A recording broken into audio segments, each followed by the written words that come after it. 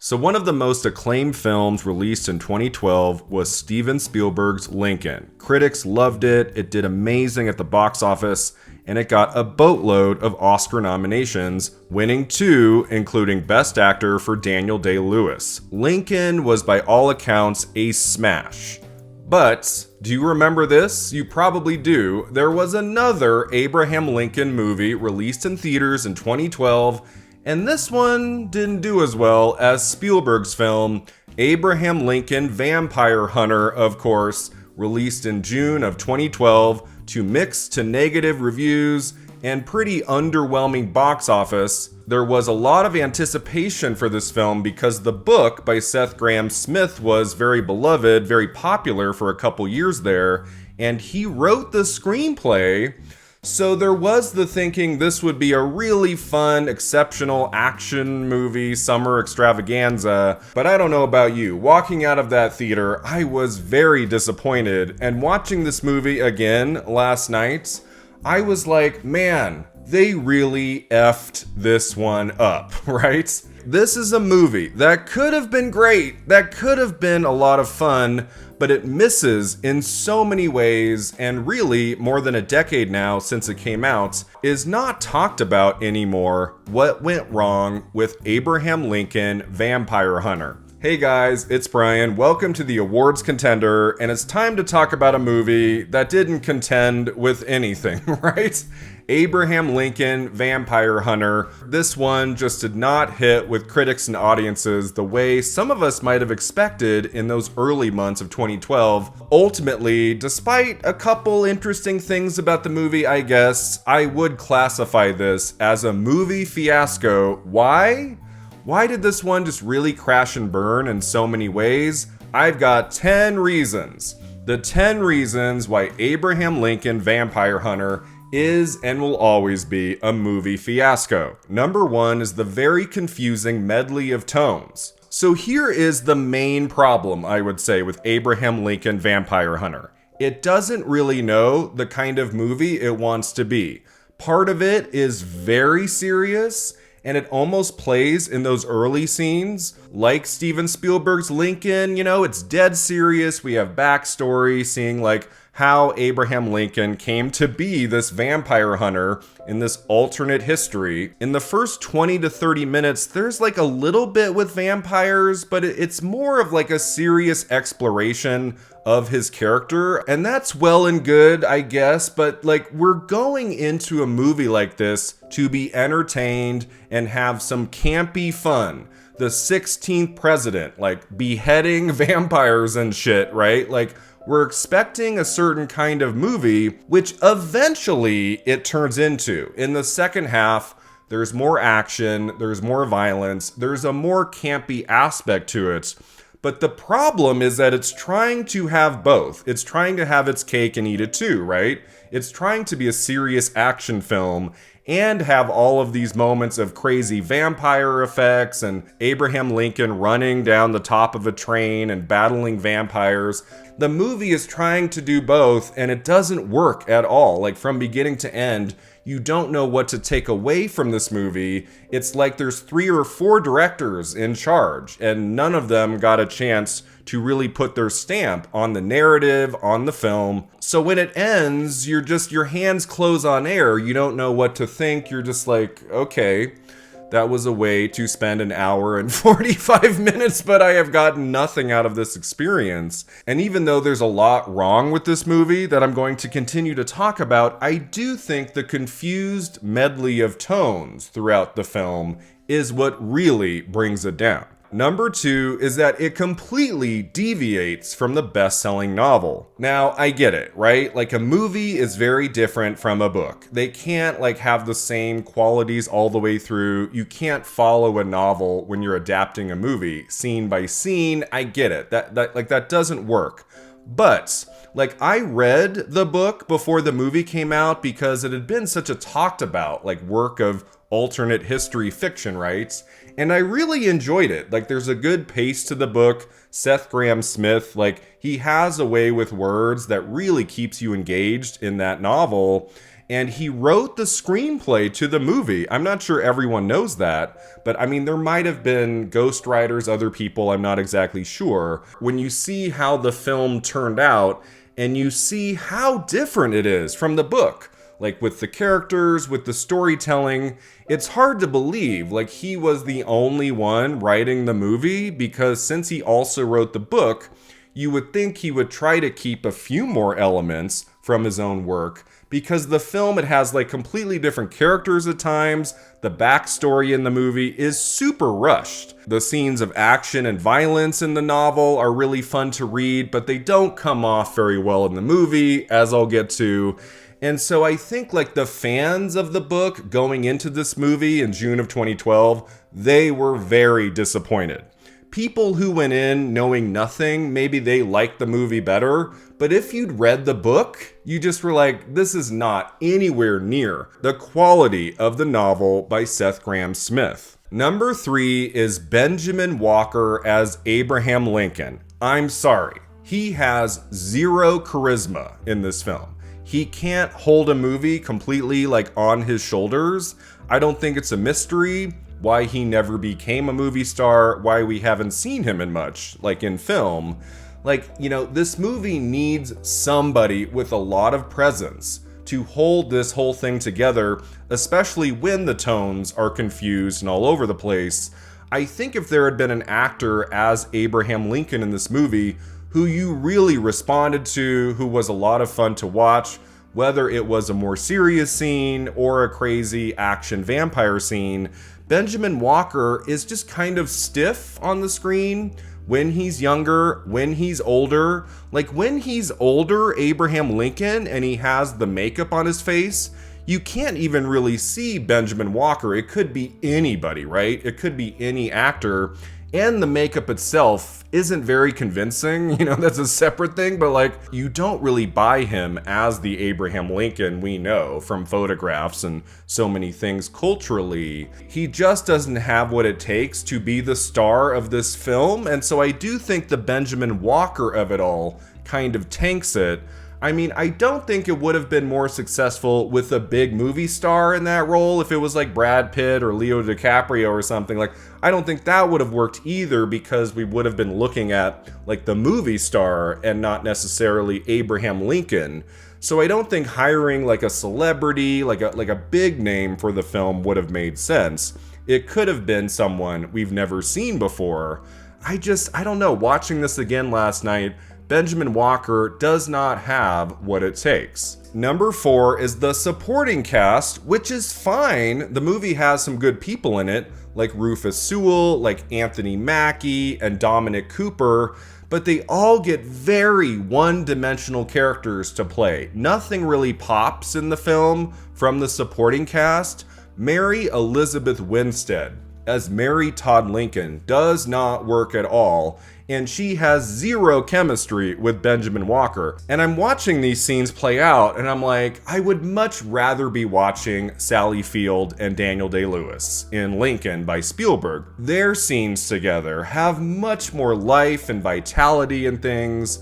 In Abraham Lincoln Vampire Hunter, the scenes between Mary Elizabeth Winstead and Benjamin Walker just sit there on the screen. And you're like, okay, I get it. The whole movie can't just be action and vampires and stuff. We need other elements to Abraham Lincoln's real life. We need Mary Todd Lincoln to be a part of this. And it's not really like Winstead's fault. She's been great in other movies. I love her in Scott Pilgrim versus the World.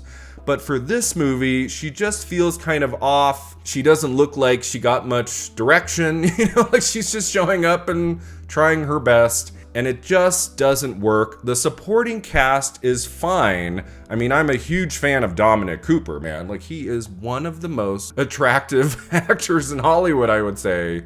And like, he gives his role some oomph, like he's okay. But I just think like this movie needed a better screenplay, more developed characters, and overall, usually better performances. Number 5 is the incompetent, overdone directing by, let me get this right, ready? Timur Bekmambetov. Timur Bekmambetov directed this movie. And I mean, I guess he had a background in action films and fight scenes and stuff, so he's hired to be the director of Abraham Lincoln Vampire Hunter. This movie didn't need like an auteur to make it, but they probably could have hired someone better than this guy. Because like he might be good at choreographing action and stuff in other movies maybe, but here, he is just out of his element with the drama scenes, with the historical accuracy, and yes, even with the action scenes, which are often like cobbled together in a way where you can't follow the action, it doesn't make sense, it's never exciting or thrilling. And I do think with a film like this that needs a good handle from the director, we needed a better person to put all this together. I mean, speaking of Scott Pilgrim versus the world, what if Edgar Wright had directed Abraham Lincoln Vampire Hunter? I bet this movie would have ripped. I bet it would have captured the right blend of tones and genres and stuff. I think it would have been so much better. Maybe not Edgar Wright's finest hour as a film director, but it would have been much better than this. Sometimes you get the sense that the director isn't the right fit for the material. He doesn't know exactly what he's doing here. I get that sense, especially last night watching this for a second time. Like he's just out of his element. He's trying and he's doing his best to make the action scene soar. But everything else in the movie, it just all feels kind of flat. Number 6 is the terrible, darkly lit, washed out cinematography by Caleb Deschanel, the 6-time Oscar-nominated cinematographer, shot Abraham Lincoln Vampire Hunter.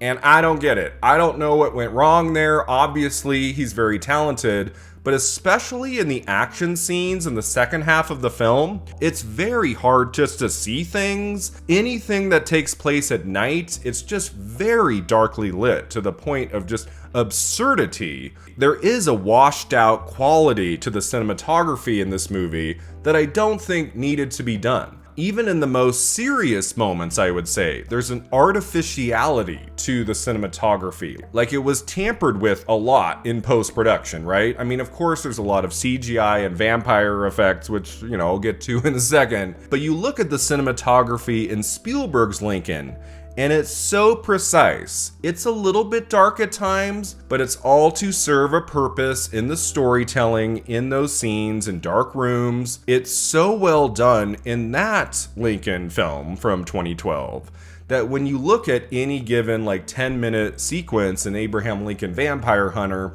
the cinematography itself just doesn't feel right. The washed out quality to the colors from scene to scene, it just feels like it was messed with a lot later on, like before they completely wrapped post-production, and it doesn't add anything to the movie. Number 7, and this is a big one, the really, truly awful CGI effects, especially when you consider how much this movie cost. This movie cost almost $100 million to make before marketing, and it's it can't look better than this. The vampire attack scenes, the vampire effects can't look any better. This is the early 2010s when there's so much CGI just thrown at the screen. Many of the CGI heavy action films of that period have aged extremely poorly, right? They haven't aged well at all. You look at some of that stuff from 2010, 2011, 2012 now, and it's eugh. It's oh God, Even in a movie of a very high budget that went to theaters in June, was a big summer movie, even at the time, it didn't look very good, and now it just looks awful. And I don't understand how anyone can get much of a thrill out of Abraham Lincoln Vampire Hunter when scene to scene with the vampires, it just looks so fake. You don't buy into anything when it comes to them like attacking humans, Abraham Lincoln fighting them like on the train. That long scene of action on the train looks so silly and stupid. It goes on and everything is artificial. The cinematography, the CGI, the vampires, the fighting, it just like nothing you're looking at is really happening, you know? Like they're not doing much of this on a real set or anything. So there's nothing to take away from the experience. It's not funny enough, it's not campy enough, it's not serious enough. It's like in this weird middle ground where you're watching action moments play out, but you are feeling nothing. That's the reaction I have had twice now to Abraham Lincoln Vampire Hunter. It didn't need to be all practical makeup effects and things. I wouldn't have expected that from a big summer movie in 2012, but there could have been a little bit more practically, right? There could have been more done on the set to make this a little bit more believable, I would say, and it's just not there. This movie is a mess in so many ways, but one of the big things why it doesn't work at all is the terrible CGI effects all throughout the movie. Alright, so going back to its release in June of 2012, the number 8 reason why this was a movie fiasco is that it severely underperformed at the box office. It wasn't like a total flop. It made some money, but I don't think it made any of its money back. I do think this ended up in the red. It cost about $99 million, which is crazy, y'all. That is crazy. This is a film that should have cost like maybe $40 million. I mean, I don't understand what the thinking was behind a budget that high. But then, like, in the United States, this movie only made about 37 million. That's not very good. For a June release, you know, like a big ticket film in theaters, it did not do well with US audiences. Thankfully, like, I think for the people involved in the movie, it did do better internationally and made about 116 million worldwide. So, you know, it made more than $100 million. I'm not going to sit here and say it was like the biggest flop of the year or anything, but it should have done better than that. Like this movie, especially with a high budget of 99 million, it should have made at least 200 to 250 million, I would say, maybe more than that. 116, that's pretty low. Even if the movie had only cost like 60 million, 70, like 116 million isn't enough to really make anybody money. So I guess the polite way to say the movie didn't do well at the box office is to say it very much underperformed. Number 9 is that it also underperformed with critics, right? It was like, you know, it was kind of a mixed reception.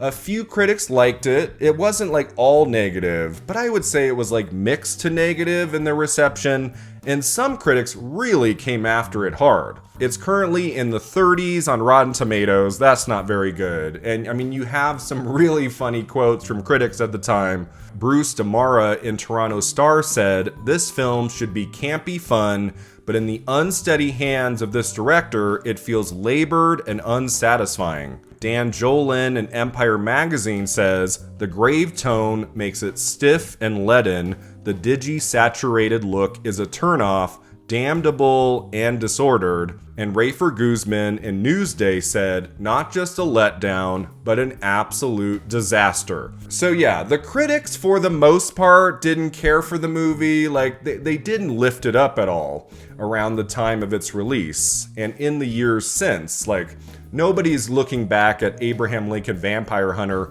reassessing like how great of a film it is, that we were all wrong at the time, that it's actually a great action yarn, or like nobody's really doing that. This was a turd of a movie then, and it's a turd of a movie now. And then number 10, I would say the number 10 reason why I look at Abraham Lincoln Vampire Hunter as a movie fiasco is that yes, it came out the same year as Steven Spielberg's Lincoln. A much better film about Lincoln in every respect. Of course, I mean, it's not entirely fair, right? Because Lincoln by Spielberg is a much different kind of movie, you know? I mean, with a screenplay by the great Tony Kushner, you know, starring Daniel Day-Lewis in an Oscar-winning role. Like, it's a little unfair for me, I guess, to compare these two films, but they're both about Abraham Lincoln, and they both came out the same year. And Lincoln did very well at the Oscars, got into Best Picture, Best Director, Best Adapted Screenplay, Best Supporting Actor, Best Supporting Actress, won Best Actor for Day-Lewis. And so I feel like if you're gonna go back and watch a film made in 2012 about the 16th US president, you should watch Spielberg's film, not the film directed by Beckman Betoff, right? Like, go with Spielberg. Go with Spielberg. You will have a much better time. So yeah, I do think Abraham Lincoln Vampire Hunter sucks. It sucks. It's not very good. There's very little to recommend about it. I know some people like it. I read some comments on IMDb of people who say, you guys, it's just a fun action movie. Like, it does its job. It's nothing great, but it's entertaining. It's not a bad way to spend an hour and 45 minutes. And I disagree with that assessment, having watched it twice. I don't think this is any good at all. But you could say, Brian, is it really a movie fiasco? It got some positive reviews. Roger Ebert, the late great Roger Ebert, gave this movie 3 stars. He recommended it. It did make $116 million worldwide. That's not terrible. That's not nothing. It didn't receive any Razzie Award nominations. This movie's only awards nomination, it got 1. Best Performance in a Feature Film Supporting Young Actor 10 and Under for Cameron M. Brown at the Young Artist Awards. That was it. So it didn't get any Razzie Award nominations, no Razzie wins, so there was that. And Abraham Lincoln Vampire Hunter is not the worst movie about Abraham Lincoln released in 2012. There was also Abraham Lincoln versus Zombies, right? And yeah, that's worse. But that doesn't mean Abraham Lincoln Vampire Hunter is a good film. It's still very, very bad. And yes, I do think a total movie fiasco.